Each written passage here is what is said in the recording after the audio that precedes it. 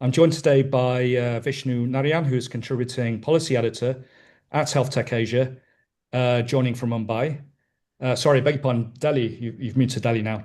Tamiko Eto, founder of TechinHSR in Alabama, and Farhan Yusuf, who is a public health professional and AI policy practitioner in Dar es Salaam. So welcome to you all. Let's see how we're going to do this across different time zones. Perhaps we start with you, Vishnu. Research is increasingly warning that AI can't replicate the kind of judgment that comes from lived human experience.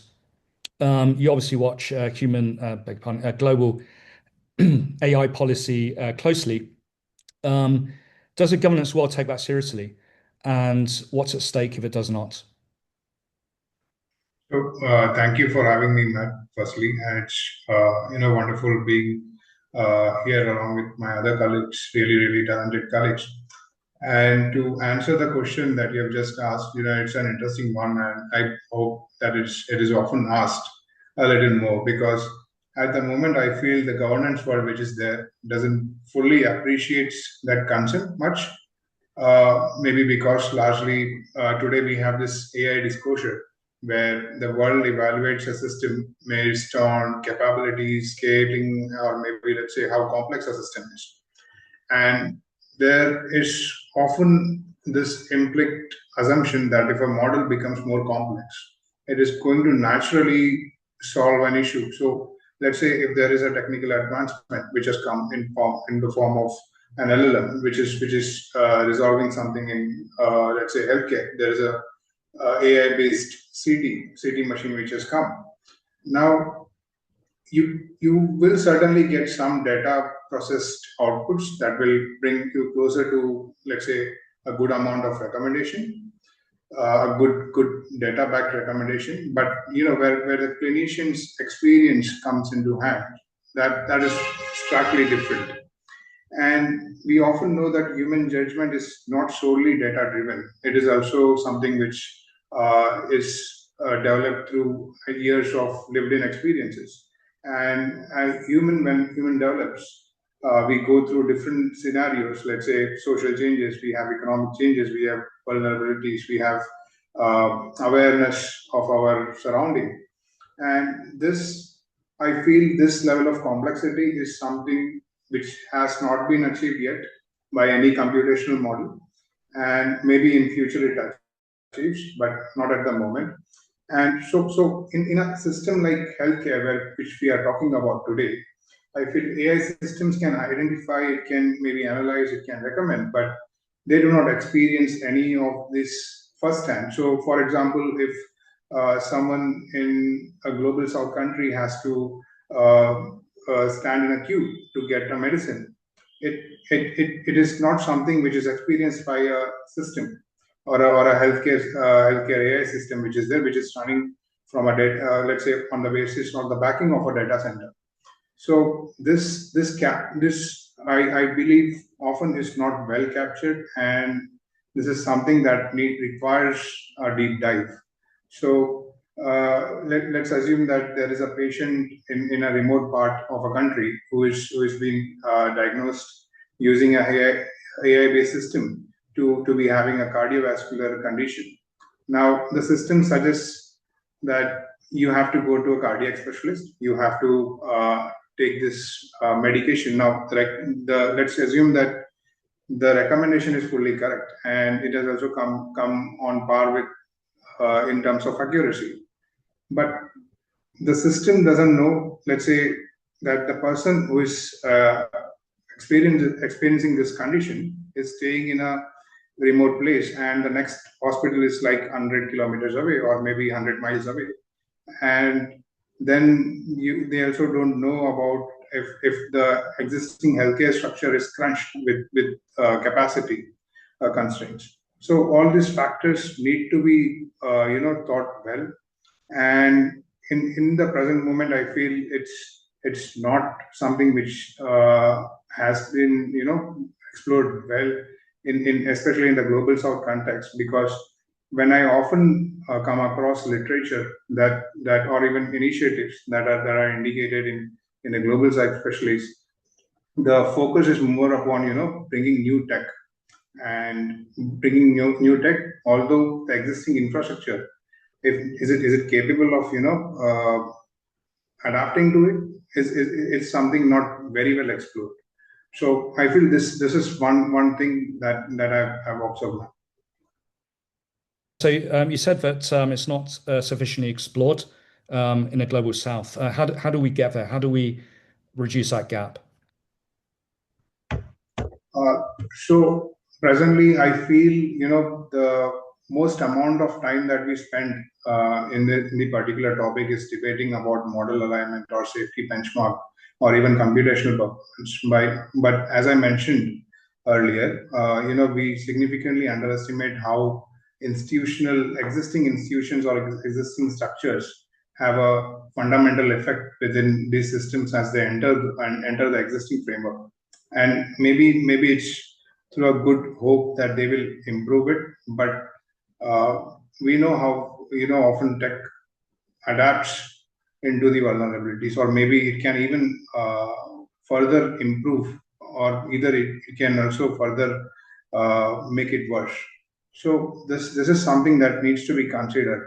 And I feel largely we have also observed that there is a economic incentive now associated with pushing AI-based systems, where there is a tendency to frame AI as a a universal solution to everything, even in public systems.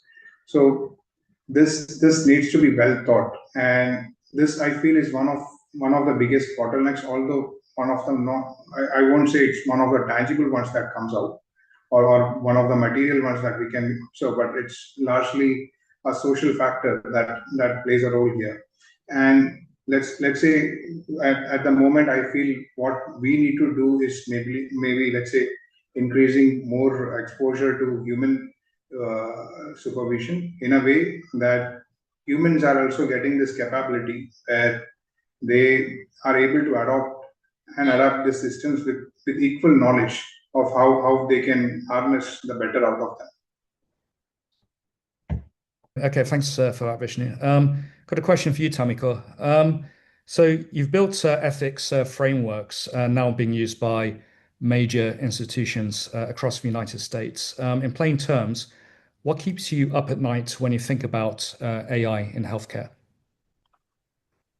Uh, I'd say there's probably three things that are currently running through my mind every day. The first thing that worries me most is when AI enters the hospital.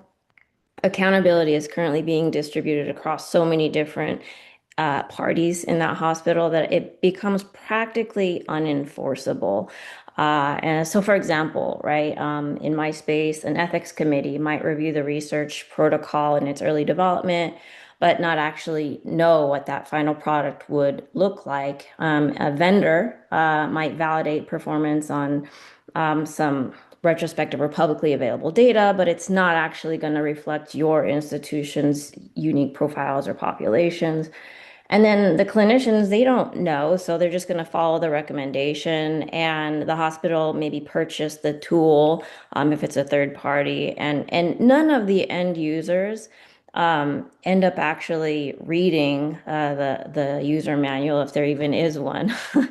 And so they just use it because it's software, and most people don't read that. So when things go wrong, if errors are even tracked, which unfortunately oftentimes is the case that people aren't tracking these things, then every actor can point in different directions. Well, it wasn't my fault. And then the patient who is harmed actually has nowhere to go, no person to turn to, and no liability pathway or legal pathway to justice. And I think that is predictable, right? That's a predictable consequence of deploying these systems that don't actually map into our existing liability structures. And we have historically built accountability frameworks around individual decision makers. But because AI actually distributes those decisions, right, across the larger institution, then there's really we have to now come together and figure out a way to harmonize those processes so that we can have an appropriate legal pathway when things do inevitably go wrong. And so kind of related to that, but right, the second thing that keeps me up at night is, we're just automating decisions. Realistically, this is what happening. We're automating decisions about patients who were never in the training data. So we're having underrepresented populations, rare disease patients, non-English speakers, in certain skin tones of populations, right? And the model was built on someone else's data, more like majority populations, white, English speaking, well-resourced institutions. And these tools are now making probabilistic judgments about the people that it has never seen. And so that I see is structural injustice baked into these tools that were now widely adopted. And so that keeps me up at night. And what kind of tops it off is that we still adopting these tools so quickly that even if we have oversight bodies to look at them, we can't catch up with how are we gonna review them? How are we gonna operationalize a proper oversight meaningfully? There are huge populations and groups probably not accounted for. How do we ensure that everyone is accounted for? Yeah, that's the big question. It really is a matter of prioritizing the responsible and safe build and deployment of these tools. And there are processes, there are standards, there are methods that we can follow. These methods have been around for decades, but I think some countries are not prioritizing that and are more prioritizing speed. But I will say that, that this is something that I've been working on is how do we meet in the middle? How do we support innovation, enable this innovation, this rapid innovation, while still ensuring accountability and responsible and safe tools? And so that's something that I'm continuing to work on and continuing to build toward. So what gives you hope? I mean, how do we all come together and cooperate? What kind of frameworks are we looking at in order to ensure that these standards are in place and aligned and that we have a representation that we need? Well, yeah, I would like to say that I have hope. Maybe not as much hope as I could have. But I do have a reason because of that slight pessimism. I do have a strong reason and motivation to keep working towards building these frameworks that are available through my website, but also through large collaborations that we've been working on to build this accountability and responsible AI. I know a lot of my colleagues here on the call actually are a part of CAIDP, which is Center for AI and Digital Policy, and we are working relentlessly on moving this forward globally at a global level. And so I think that gives me hope. Amazing, thank you. Actually, I'm just going to jump to you very quickly again, Vishnu. Sorry about this, but um, which countries are doing this better, or which countries are, would you say can we learn from in this respect? So as Tamiko was saying this, an interesting example came to my mind, which I believe I have also shared to most of you, my wonderful colleagues. It's a case of an LLM which is asking for healthcare data, your health data, your personal health data. So how do we manage this? It's an interesting scenario where you now, let's say we are well informed and we are in the domain and we are in the field and we know of the maybe the possible consequences of if it's not well aligned. But let's say for someone who is new to this and who is not very very aware, let's say someone who is coming from a low income country where all this means can be all this technology, they can be a means for reaching out to something which was not accessible, just like how we have put in our recent article, Matt, where people are finding it, there's an access to to a service which is otherwise difficult for them to achieve. So it's also a liability of, I feel, the geographic sphere in which they are in, and often from culture to culture it varies on how people perceive this. And based on the same, I feel in the present situation, Europe is someone, maybe a torchbearer. The European Union has been a torchbearer as we speak. I think, Tamiko, we just earlier today we discussed an interesting development which has taken place in European Union, where they've also kind of used a carrots and sticks mechanism, where they're allowing certain relaxation, but at the same time they are curbing upon certain nefarious activities through specific regulations. Which if Tamiko wants to add upon, then that would be wonderful. But for me, Matt, Europe is the one that has done a fantastic job.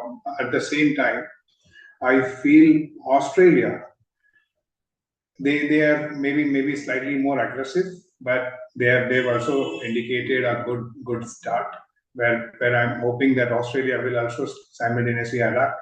And then there is the Indian subcontinent, which has simultaneously come up with a blend of both the worlds.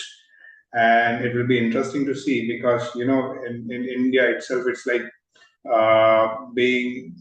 20 plus countries, 25 plus countries which have come together, and all of them speak different languages. So it's an interesting scenario how it's going to work out, and how it's going to be adapted, and how the public is made aware of it. So these three developments gives me hope, but at the same time, I think my colleague Farhan would be the better person to add upon it, because I'm also concerned about some developments that have happened, let's say in countries the likes of Zambia, which I'm not sure if you have heard about the recent RightsCon issue that happened, where it's a social human rights case, but then again, it makes one curious, if how is it going to affect others, or maybe, let's say, closely related domains in the field. So yeah, that would be it. I hope that answers. Thanks, and I think that's a cue for you, Farhan. Do you have any insight we can share on this? So you're obviously based on the ground in Tanzania, and Vishnu has just highlighted Zambia, I think, as an example. Could you shed light on this?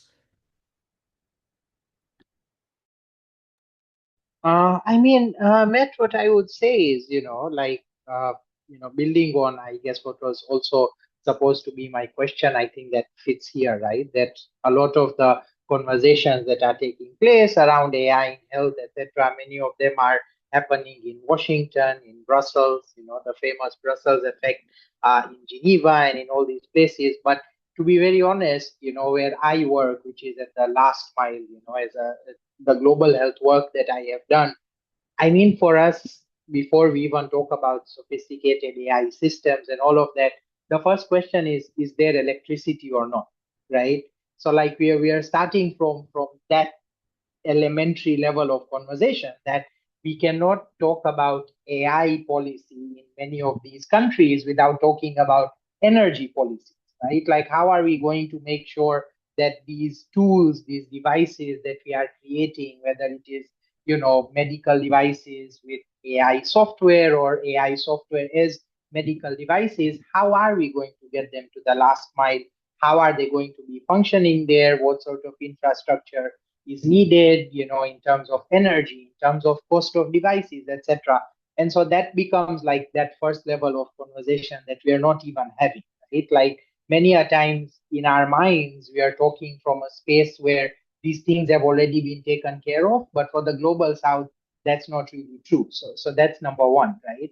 Number two, I think for me is, again, even when we talk about like capacity and awareness, when we are sitting in rooms like this where we are all sort of aware about AI, we've done the training, etc., we are forgetting, again, in global south, many of our citizens, many of our people living there have no idea what AI is, or what these fancy tech solutions are. In fact, we know that there are countries where even when drones were used for supply chain, the citizens thought that was witchcraft. Some of them did not even want to, engage with the things that they were getting from the drones. Now imagine what happens when they hear a voice from a chatbot on a phone talking to them. Are they going to engage with that? Are they going to think again that it's witchcraft, it's magic, and want to stay away from that? And so, there is this level of, I think we cannot talk about AI implementation without talking about AI capacity building, awareness, understanding, and done at that level, right? Like, how do we make AI a concept that's easily palatable at that level is something that they are able to understand and then accept, right? Where will that acceptance come from? The other thing, of course, that I think Tamiko also, spoke about a little bit is the issue of language. Again, many of these tools are being developed either, ideally it may have started with English. Now we are doing languages, but we are still doing, like I would say, the mainstream languages. But when you go down to the grassroots, there's tribal languages, there's, so many different dialects, etc. And so how are we bringing all of that into our systems, into our understanding, especially if we want these healthcare tools to be useful at that particular level? And then I think at the end, at least, in terms of what is being missed, I would say there's also these questions around like data protection, right? Again, we know that data protection and rights around data are extremely important. And Vishnu mentioned, for example, what happened in Zambia recently. But I think, again, in relation to the issues around awareness, first of all, are people in these, last mile sort of areas even aware what their rights are, what even data is, how is their data being used? AI obviously is going to amplify some of the challenges, but then when we look at many of our countries in the global south, even currently data is not being managed correctly within the systems that are there, let alone AI, right? I like to give an example of a post that I had seen on Twitter a while back, but I always reflect on it, whereby in one of the global south countries, there was a health facility in charge who was going on leave. And as he was going on leave, he had actually plastered his username and password of the system, the hospital management information system, on the notice board for his staff members to look at so that they don't bother him while he's on leave. Mind you, this is the system that has all the patient data, all of that information, and the username and password is just there on the notice board. And so there's a lot more work that needs to be done to even make the citizens aware of what their rights are, make the practitioners aware of what some of these rights are. And so at least when we are speaking about the global south, the communities and implementation there's a lot that needs to be done in terms of just awareness creation about some of these things. That's very interesting. And the way you described it made me think also of where I'm currently based as well in Southeast Asia. And of course, we have many peoples here, many different communities. In Malaysia alone, we have many different groups in East Malaysia and Borneo, as well as in Peninsular Malaysia, whose voices perhaps aren't often heard. And so in the whole context of the AI conversation, perhaps they're probably not even aware of these different technologies. And so I mean, what's the best way to address this? I mean, how do we ensure the awareness is out? I mean, to me, it sounds very complex.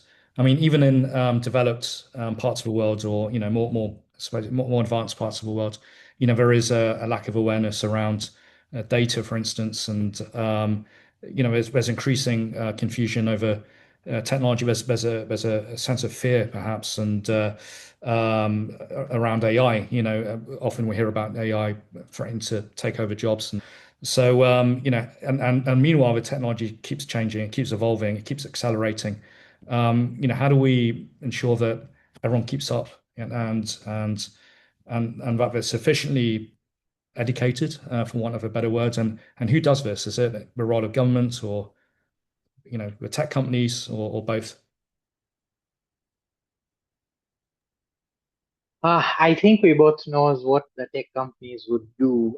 But I think, from a perspective of, because this is very much related to the citizens, sort of, there's two groups that I think that have a very big role to play. One is, of course, governments. But again, we know that the global south, the governments are always talking about, resources, etc. And so it might be difficult, and I also think that whenever I'm in many of these rooms, I hear them speaking about capacity from a perspective of we should have more courses in university, we should have more like online learning. But again, it's not really a conversation about the last mile, it's not really a conversation about those actual grassroots communities. And so I think another group that needs to be engaged more, I think, is civil society. I feel like, we are not seeing, at least personally for me, and especially in the global south, we are not seeing enough sort of grassroots organizations come up and want to do some of this work. I'm lucky enough to be affiliated with one such organization, the Tanzania AI community in Tanzania. And one of the things that we are doing, working with different partners, we are trying to actually, like figure out ways to dumb down AI and have a lot of conversations, make AI sort of, give people entry points to come into the conversation, because we speak to a lot of people, even professionals, again, in this side of the world, who are like, this is very technical, this is a very Western issue, it's not really going to happen here, although they're using ChatGPT on their phone. And so, we are trying our level best to, come up with different ways that we can communicate with the community about AI, make it something that they are able to, engage with. And I think there's more to be done in that particular department. So governments definitely have to step up, when it comes to protection of the citizens, etc., in terms of policies, even laws, again, especially here in the global south. But aside from that, I think civil society organizations, local grassroots, non-governmental organizations, I think also need to step up, especially when it comes to, this element of creating that awareness and understanding within the communities, and also advocate for different languages, etc. There's a lot of advocacy work that can be done at that level. Okay, yeah, no, thank you. That makes sense. Tamiko, a question for you in relation to that, I guess. So being based in the United States and closer to the companies that are driving much of this, the huge tech companies. Do you see any sort of momentum or any initiative led by the AI companies to do this, to maybe highlight awareness of some of these issues, to help educate the public around AI? I want to avoid saying anything political, but I think right now our current reality is that large companies like Microsoft, Meta, are going into these countries with philanthropical ideas, or at least a sales pitch saying we're going to go and we're going to help, we're going to like educate, we're going to provide these resources. But all of that support comes at a cost, and it's at a cost that is not fair for the countries and the people that are they're not really getting anything, they're not really benefiting out of it. And I think if anything, it's costing them more to engage with these countries. And I think that they're saying it's going to improve your economies and it's going to do all this stuff. All you have to do is give us your data and let us track you and do all these things. And I think there has to be a conversation on like, what does the country actually need, and having it, if there is going to be this exchange of goods and services, then there should be fairness in there. And I think that because they're so vulnerable, that they're not able to have that fairness put upon them, and I think it's more giving than getting. Farhan, you have your hand up. Yeah, thanks, man. The other thing that I wanted to say, of course, I agree with what Tamiko has said, but I also think another conversation that needs to be had that very much relates to like the strength of AI policy is that, on one extreme, we do have this challenge of like, companies sort of, taking over the conversation and then us having to think about, the cost that people have to pay versus the benefit. For me, there's also the other end of that sort of extreme. That's, this conversation around, data sovereignty that's coming up a lot again, especially in the global south. And I personally am all for, like data sovereignty but I feel like there's a nuance that often goes missed in that. I think the global south countries also, maybe there needs to be capacity built in terms of like AI policy and understanding AI policy, because what I end up hearing in many conversations is that we need to have our own data centers in Africa, right? And I'm like, how feasible is that from a financial perspective, from an environmental perspective? Like, are we being careful about the fact that that might actually open us also to more harm than is good, right? And so perhaps there needs to be more nuanced conversation at that level about like data sovereignty isn't just about having your own data centers, your own infrastructure, but you can utilize perhaps infrastructure that's already there somewhere else, but just have the right kind of policies that are keeping in mind, this, I don't want to say balance, but this understanding of like what people are getting versus what they are losing. I think there needs to be some more thought into that and not just rushing into saying that we need our own data centers, because we all know the cost of that financially, environmentally. And I don't know if it's a good idea for us to start saying that the global south needs its own, like crazy amount of data centers. So we need to be careful about that as well, as sort of another extreme to the same conversation. Okay, thank you. So we actually have time for one more response. So Vishnu, you have your hand up, so over to you. So I just wanted to add to what Farhan was mentioning, as well as what Tamiko has enriched just now, Matt. So environmental, harm is something that we also have started in CAIDP recently. In CAIDP, we find this section when the CAIDP index is made, where we also talk about what is the environmental implication of it. And Farhan just pointed out that, various countries, they seek more data centers, more infrastructure.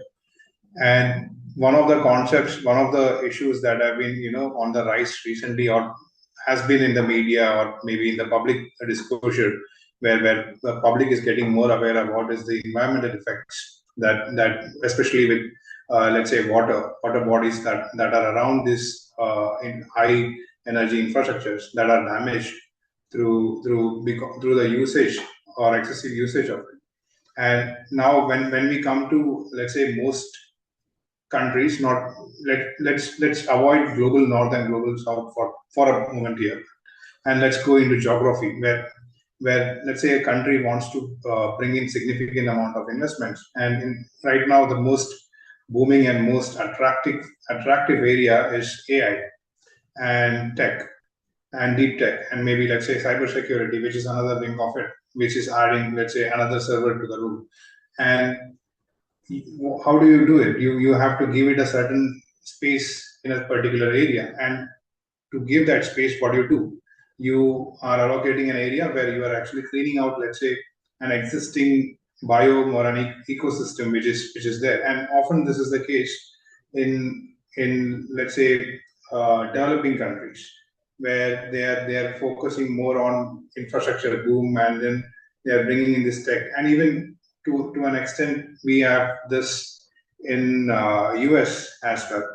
So I think recently it has been ID flagged there, where many water issues. I was just watching a documentary. I don't want to name the media over here, but this has been a persistent challenge. Indeed, and thanks for highlighting the environment. I think we need to reserve that for another one of these sessions, because we're actually running out of time. So I just want to say at this point, thank you very much for joining across the world at different time zones and at relatively short notice. And I think your insights have been absolutely brilliant.